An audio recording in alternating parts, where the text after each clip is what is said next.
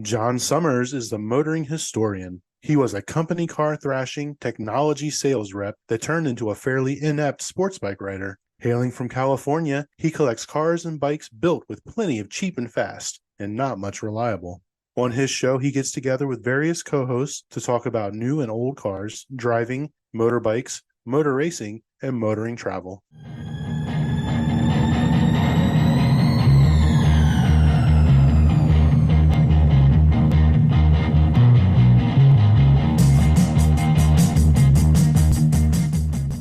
Good day, good morning, good afternoon. It is John Summers, the motoring historian. So look, this is another one of those ones where I'm on my own and I'm talking about something a bit more serious than I might do when I usually prattle on with Mark Gamu on most of these things. So obviously I'm not going to stay on topic like I was some kind of serious guy, but I'm at least gonna try and be a bit informative here. So the topic is Lidar. And the presentation was by Valeo, who, according to a scan, under 5 seconds of research on Google, are the third largest Lidar provider. And maybe you don't know what Lidar is, so I can't remember what the acronym stands for, but fundamentally it is a way that autonomous cars are going to use to perceive the world. And I guess the thing to understand is that autonomous cars going to perceives the world in a variety of different ways, right? It has radio, it has radar, it has cameras, it has GPS, it has all of these different things, and then so just like us, it has it can see, it can hear, it can. Well, Lidar is one of those senses, and I guess what's interesting is Elon Musk rejects it, says you don't need it. The other makers have it. I don't know this for sure. If you were within the industry, this is one of the things you would definitely know for sure. But from the outside looking in, based upon this one presentation that I went to, it would seem as if the driver for Lidar development is automotive and therefore, autonomy. And each of the leading German makers has their own Lidar maker who they're in bed with. That's the way to think about it. So in other words, Mercedes are partnered with one company, BMW with another, and Volkswagen Audi with another. It amused me that when the guy was talking about where their factory was, it's some place Wemking or something like that, but he described it as being 2 hours from Ingolstadt or an hour from Ingolstadt. Or either way, it was like everything was in the year of Audi 2024 kind of thing. A bit like in Brave New World when they swear by Ford. This bloke's he was structured in a by Audi kind of way. And the first application for this bloke's Lidar was the Audi A8 in 2017. But no, I will. We'll move on to that afterwards. So what was it that I'd gone to, and how had I got invited to it? Well, it was a Society of Automotive Engineers event. I was invited to it by a guy who was associated with the Revs program back when there was a Revs program at Stanford, sort of 10 years ago, something like that. So I met him at that time, and I'm not really sure how I stayed on his mailing list, but I stayed on his mailing list, and I get invited to interesting events. The upcoming one is with Whisk, these people who are doing flying cars or jetpacks or something like that. And apparently they're going to tell us how they're going to overcome the legal hurdles, which should be a good story, even if it's not true. It's like a story you hear from a bloke in the pub. Even if it's a load of bullshit, it's going to be super entertaining.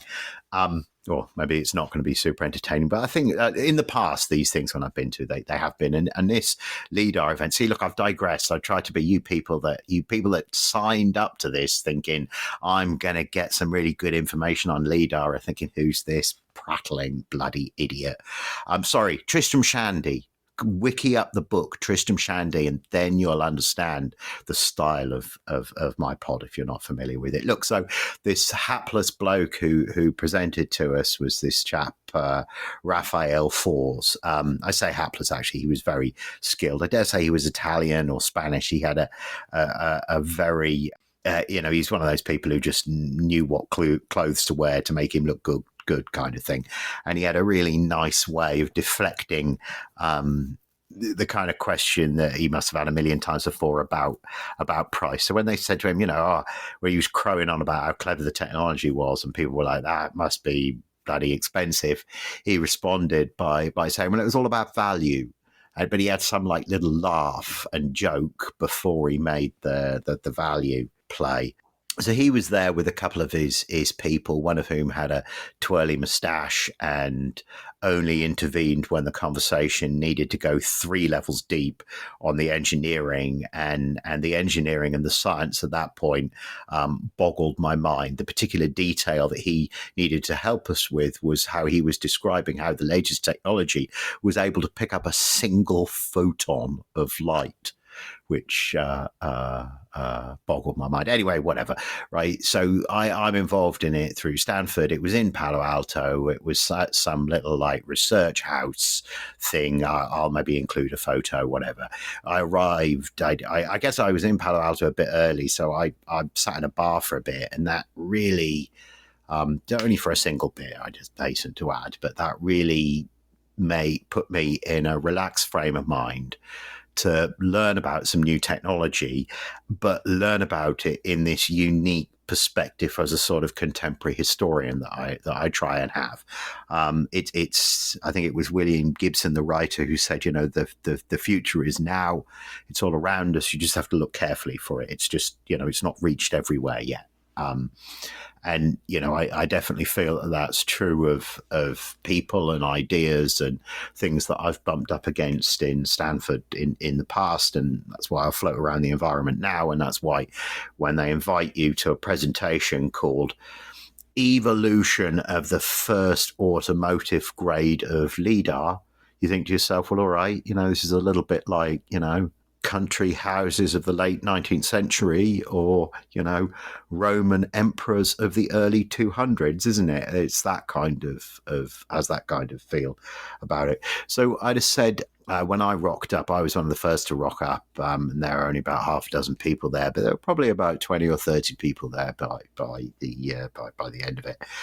In presenting, Raphael positioned himself by saying, I still call myself an engineer. And the way that he was able to handle the questions, he was one of he was far more polished than any sales engineers I ever worked with in my career. And he didn't position it like this, but I got the impression that he's just basically the country leader for Valeo. And really, what does that mean in this country if your business is in Germany fitting bits to Audis?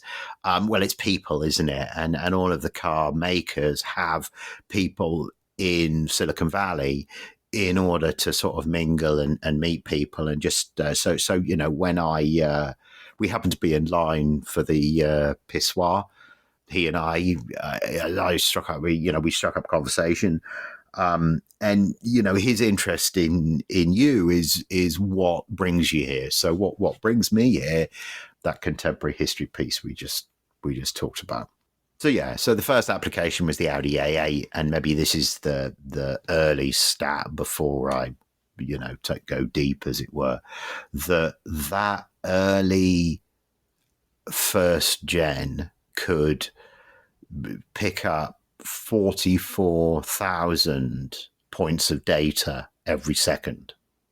The one that they're just launching can do 2. It's editor John. It was 44,000 to 12.5 million every second. What that translates to, and they had this as a demonstration going all the time. So they had the Lidar device up in the corner of the room, and it basically looks like a slightly oversized Valentine 1 or esque or radar detector. about the size of a novel, with that sort of black radio kind of screen on it that like an old fashioned remote TV remote control used to have. So that's like looking at us, and then there's a big screen, and on the big screen, there's a representation of us, i.e. it's picked up these data points, and this is what it can picture with us. So 44,000 to 2.6 million, what does that mean in real money? Shitty dot matrix versus actually a clear picture of what's happening.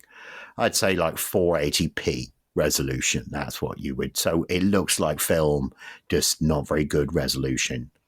So look, that's how far we've come. And that gives you an idea of how far we're going to go. But whilst I'm just doing this sort of top line thing, this leads me to my sort of deeper philosophical point about it, which is that everything that we're going to talk about here is the seeing device. But of course, where is all of these 2.6 million data points going every second? Well, to the computer brain. And what's driving the computer brain? Well, NVIDIA. I've got, I guess, one of the motorcycles that I have as a collectible piece out of a very token investment in NVIDIA, which happened when I guess the price fell below $120 at one time. And I thought, wow, it's clearly seen value, because every time I did any research about autonomous cars in the Valley, the brain driving it was NVIDIA, to an extent that I actually was wandering around. Stanford have a lab used to be called the Volkswagen Automotive Innovation Lab. It's right on the edge of campus. Anyway, I was wandering around there.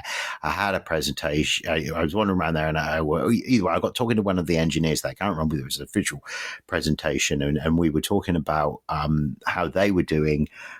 They were using the brain that they were using to combine together all of these different feeds of information, the radar, the visual, the camera, the GPS, to help the car make a decision in real time whilst it's speeding down the freeway at 70 miles an hour. The brain that was doing that compute, for once, wasn't an NVIDIA piece.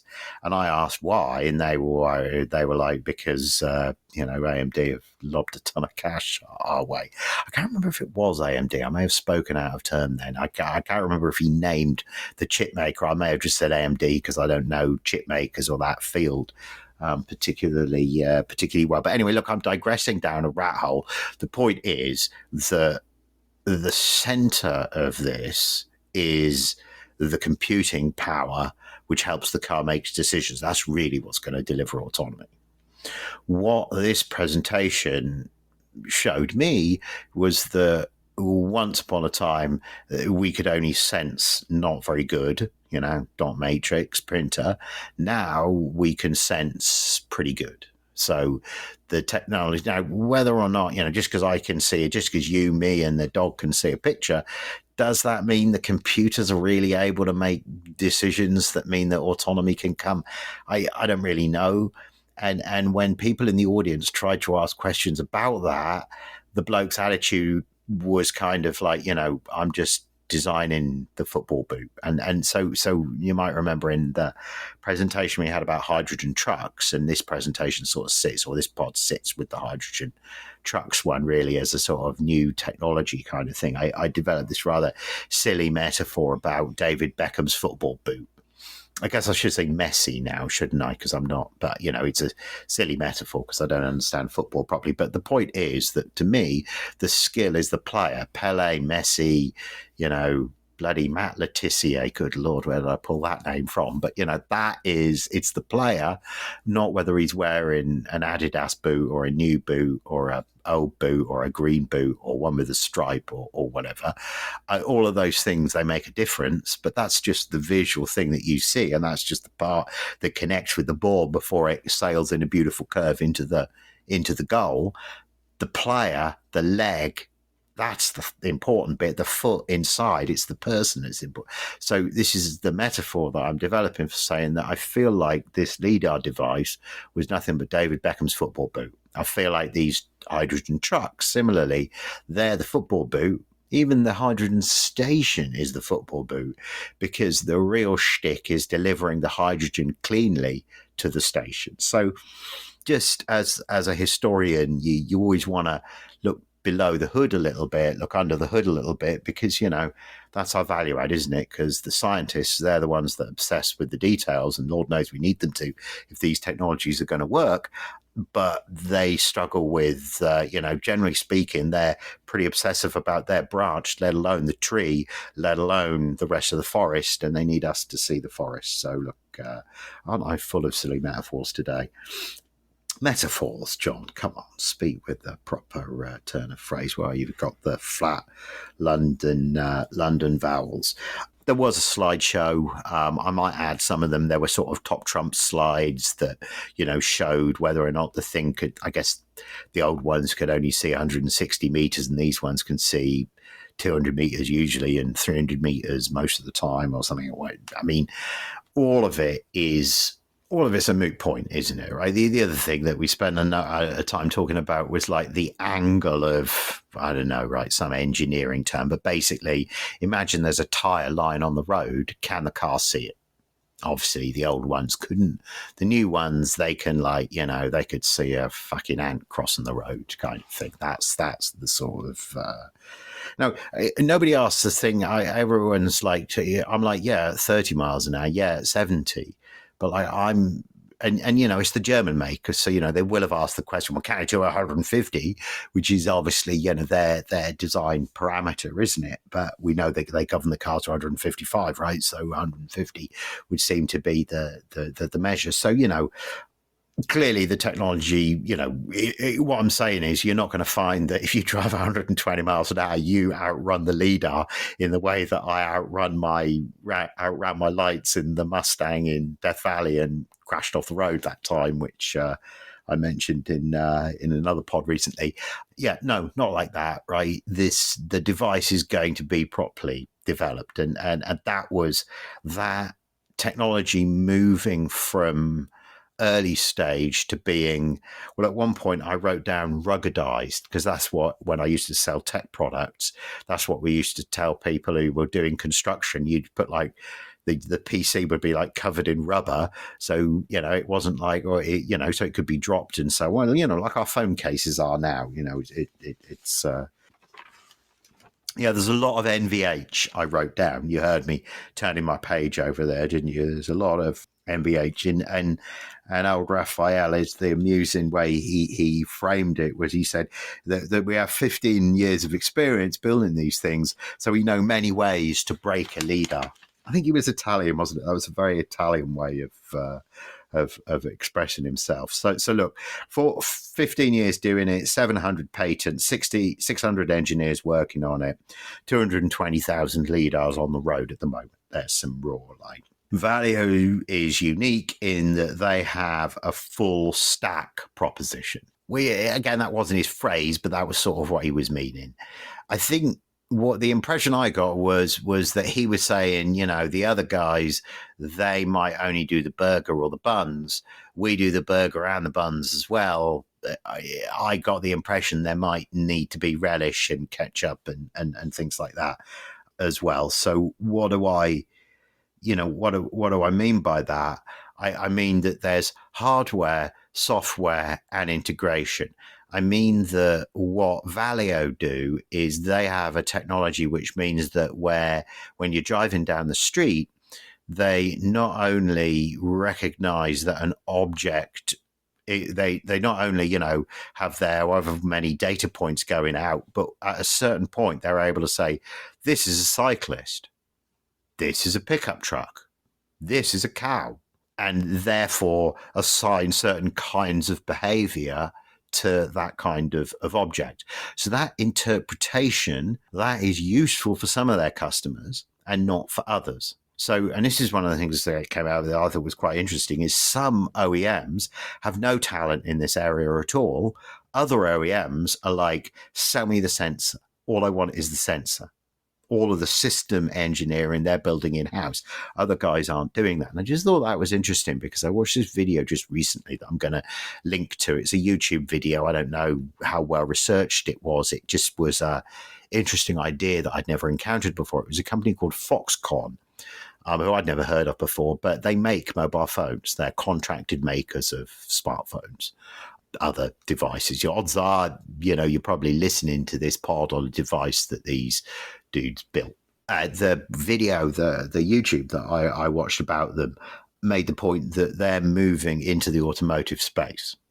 And it makes sense, doesn't it? Because a car is becoming more like a smartphone with an electric motor on it, or some electric motors on it, and a battery, much more like a smartphone than like a traditional car.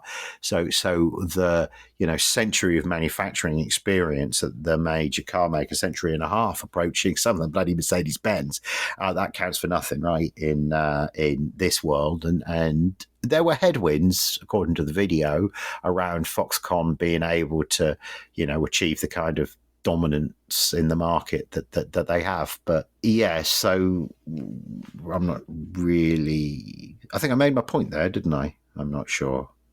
There's nobody to bounce back and say, yes, John, you made your point really well. And then give me a moment to think whilst I'm coming up with the next thing, isn't it? But I suppose I could just edit properly. Yeah. Okay, so the original technology was by it was an IBEO product, which they basically licensed the technology into Scala, into what became, so the company's Valeo. The product name is Scala. Scalia is the Chief Justice, isn't he? Scala is the name of the product. The new one has nothing to do with the IBO, has none of the IBO intellectual property. Anyway, the original one was always small. It always looked like a Valentine one. This new one's a bit bigger, actually. The original one really did look like a sort of Valentine one, like smaller than an old VHS cassette.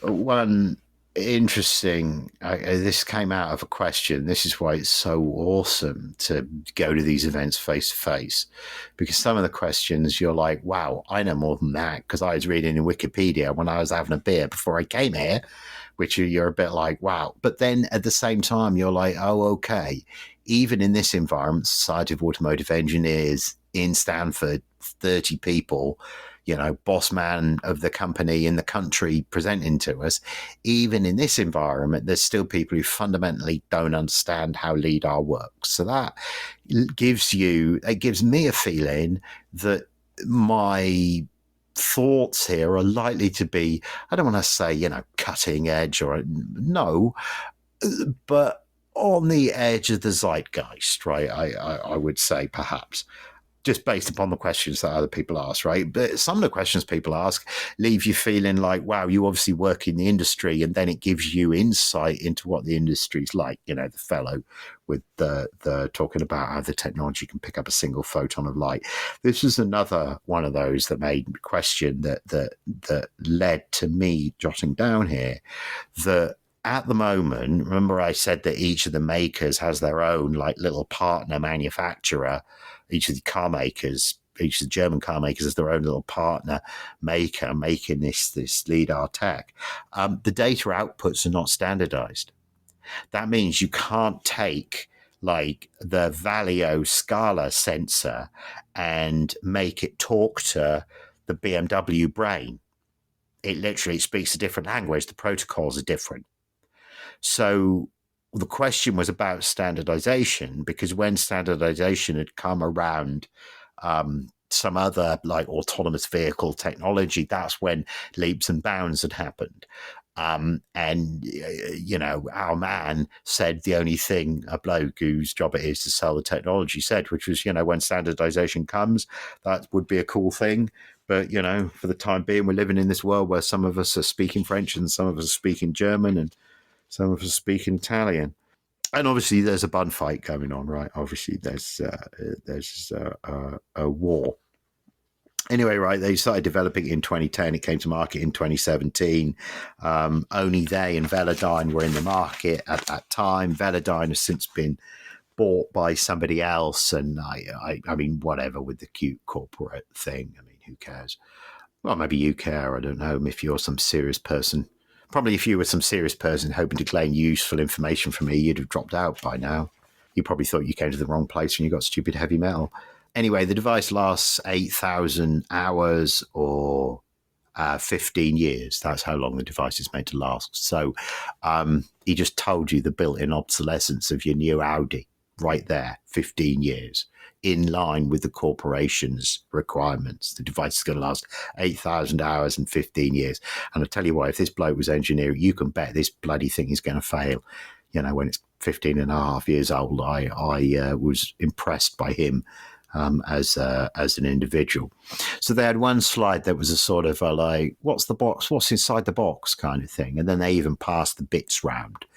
So one of the features of these autonomous cars, the like Waymo taxis or Cruise back when they were allowed in San Francisco, is the spinning wheels. Well, that's the Lidar.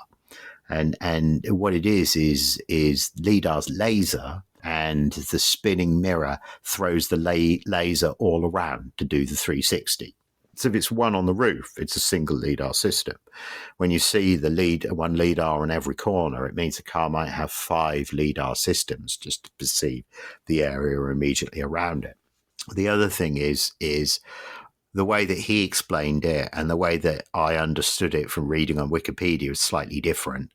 But fundamentally, the mirror fractions the Lidar up, and the early ones only had 4 like laser beams basically from the spin, and then other ones had 16, and the current ones have 520 or something. I'll post in the link the photos that I took of the top Trump slides that they posted if you're that interested in the speeds and feeds. One thing about those speeds and feeds is that, of course, it's all about what the manufacturer is ready to pay for. And that's all about what's affordable. And that's all about what the economies of scales are. So you feel like they could have developed a vastly superior technology if the market was there. You feel, all of those top Trumps, all of the top Trump stats are variable. But you can toggle them all based upon the amount of money that you throw at the problem.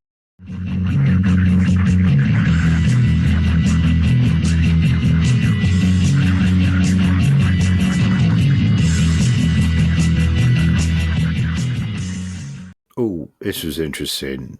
He said on some cars you might see 2 boxes, but don't be fooled. It's just like Audi's fake exhaust, right? On some models, they put 2 boxes in to make the front of the car look symmetrical. But there's one box is empty, one box is full, just like those big exhausts they put on that are nothing but plastic on the bumper. I don't like Audis for that. Can I just say that sort of fakey-dooness? I mean, I don't really like modern BMWs for the. Well, I don't know where modern BMWs have gone with the design style. I hate to be negative, but really, guys, you've lost your way. Like anybody who's a designer at BMW now, just like go and get your hands on an E30 and just drive an E30 around the block and just shut your eyes and think about what makes that car what it is. You will be impressed by it, because nobody who drives E30s fails to be impressed by just how everything is just as it should be. And I follow on the school run one of these new electric SUV, like X5 size SUVs. I mean, it's a piece of design, but in the same way that, a cruise ship is a piece of design, you're just like, my God. Yeah, completely. Rarely has a company so gone from being, I don't know, people still buy the stuff, don't they? I mean, what the hell do prattlers and journalists and scribblers like me now? If it was up to people like me, we'd all be driving supercharged Lancia HPE Volume X's, wouldn't we? If anybody can remember what they look like. And there, look, I've digressed completely and totally. Honda had some work with Traffic Jam Pilot, with a product called Traffic Jam Pilot around about the time of the pandemic. Scala 2, problem with Scala 1 was it's like low down on the bumper, so that really hurt how much you could see. What they wanted to have was a perceptor was like a much higher up, just like on the PlayStation, the bumper cam's hard to place the car. If you have that position where you're sitting in the car, or if you're up above the car, much better driving position if you like hood cam. So they wanted the hood cam. They were like, dude, we're done with the bumper cam. We want the hood cam position. So they developed this flat one that looked a bit like the size of a traditional box of chocolates, basically, and that was supposedly meant to go on the roof of the car. I guess it was going to go above where the driving mirror would normally be, or something like that. The output of this is where it went from 4 layers of lasers to 16. And the range went from 150 to 180 meters. But I don't know how they can measure that, because apparently one of the problems Lidar has is it gets really confused if there's bad weather. Like if it rains, my word, it's like California motorcyclists. It just cannot do it. I'm not joking, by the way. I don't want to ride on California roads in the weather, those bloody potholes and with all the stuff that comes out. I'm not, I am that California rider now. I'm just saying that, it doesn't like bad weather. It's not like rugby, the game doesn't continue. Or Wisconsin football.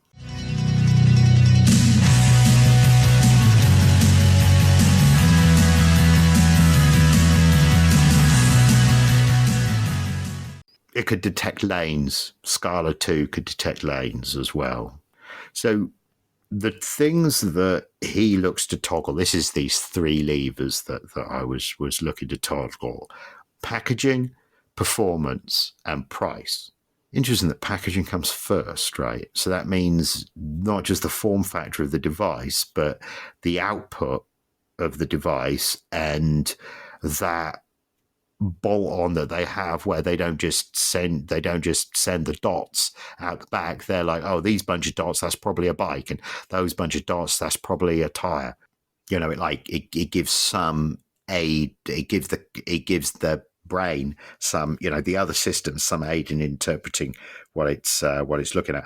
Obviously, I was going to say that, that relish and mayonnaise and ketchup on the burger there, that is clearly where you're able to make a ton of money, right? Because that's all the consultancy and the setup. And clearly, I feel like that kind of thing, that's going to be, crudely, let's not beat around the bush, that's going to be the kind of thing that Mercedes are going to spend money on, and Chrysler probably are, right? So there's that. I think if I was a German maker, I would be looking to achieve some kind of differentiation around that, beyond the fact that I'm just first in the space. And, you can bet Mercedes know exactly how good Audi's is, and Audi know exactly how good BMW's is. So that was quite interesting, seeing into that little silo.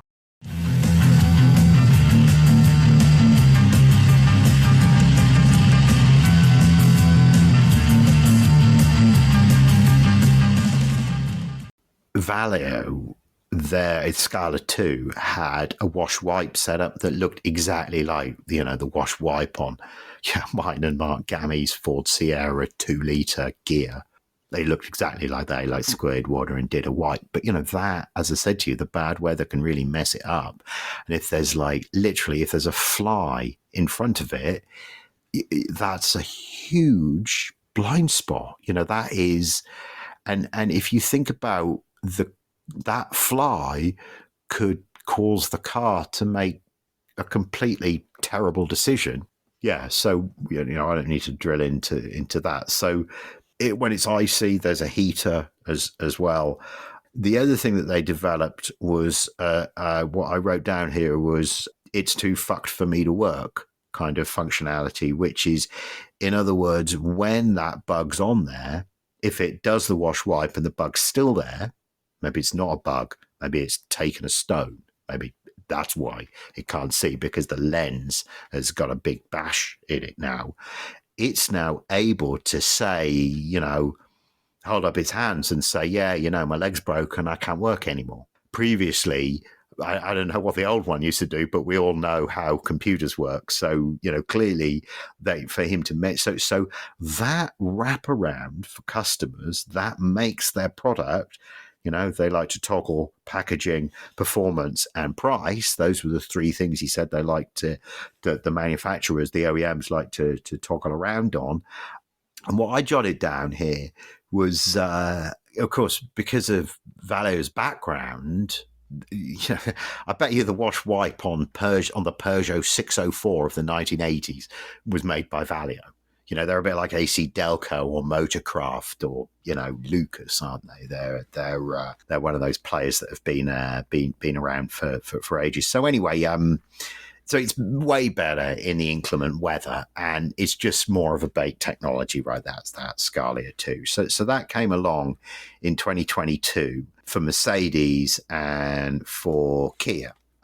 Scala 3, this is the new one with the 2.6 billion. This is the one that is now no longer in any way related to the IBO technology, which they have been using, so not even their technology, right? In other words, when Valeo came to go into the space, they were like, we don't want to build this from scratch. Whose intellectual property who's kind of been doing something like this before, will buy their intellectual property. This is now this is that like this is like Kia no longer building knockoff Mitsubishis. This is them building their own car. This is their own intellectual property. This Scala 3, from 16 layers of laser to 520 layers.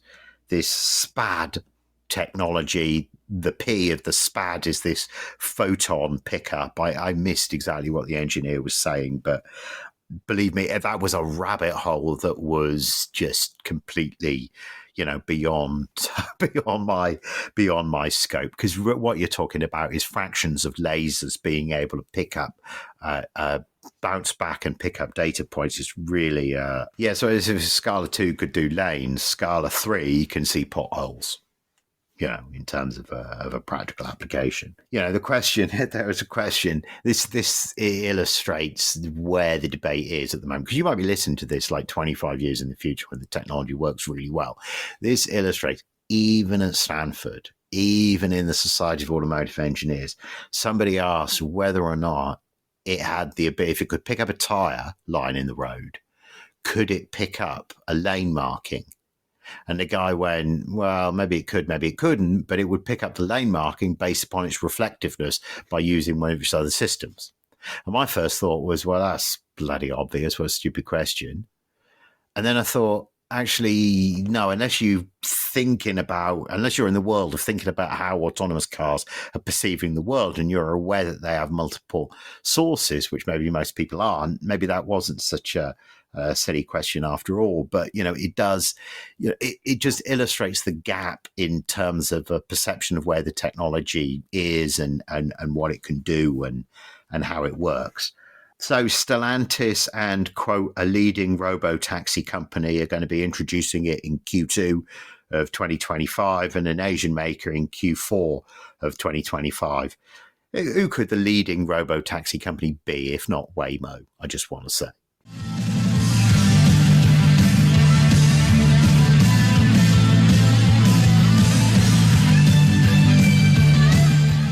So there you have it, the evolution of Lidar technology. Having just talked through that, what further insights do I have? That, look, we've moved from it being a non-functional technology to it being a functional technology since 2017, haven't we? There are hundreds of thousands of these things, Lidar systems, out on the road at the moment. The Lidar system itself, the value of the Lidar system lies, yes, in the Lidar device itself being able to tell the brain what it's seeing, but equally in the Lidar system being functional as part of this complete suite, which means the vehicle can work. So in other words, autonomy is a cake, and it needs the flour of Lidar amongst the eggs and all of the, what am I with the food metaphors here? But you understand what I mean, that the Lidar, the value of it is not just as an individual thing, like it's not like an individual system, it's value as part of the system holistically, and the system needs to work in a holistic way for any of it to have any value. So you can't look at it and be like, well, this sensor's worth $500 or $5,000 or $50,000. If the Audi's worth $150,000, it can't drive without it. You know what I mean?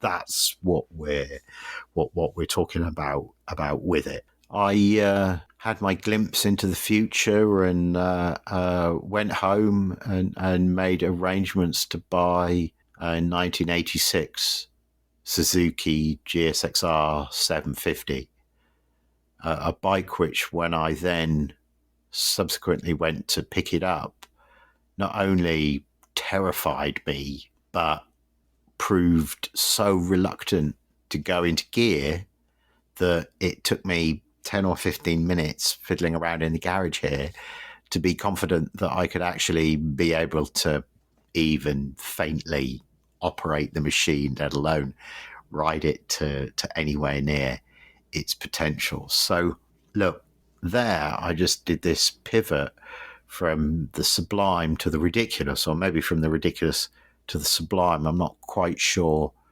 which. That Suzuki's in 1986. It's hard to believe that it's that recent. It's so primitive and visceral, and yeah, just such a bucket of cold water in the face of a motoring experience. It's just incredible.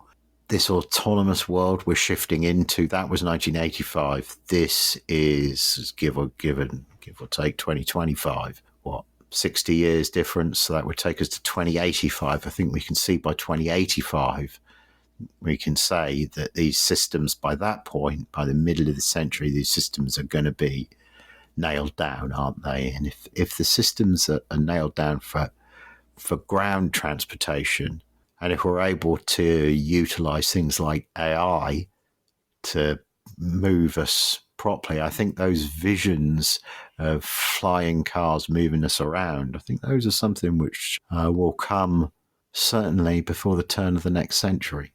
So look, with that prophecy that I wasn't intending to make at all, I'm going to end it. Thanks for your time.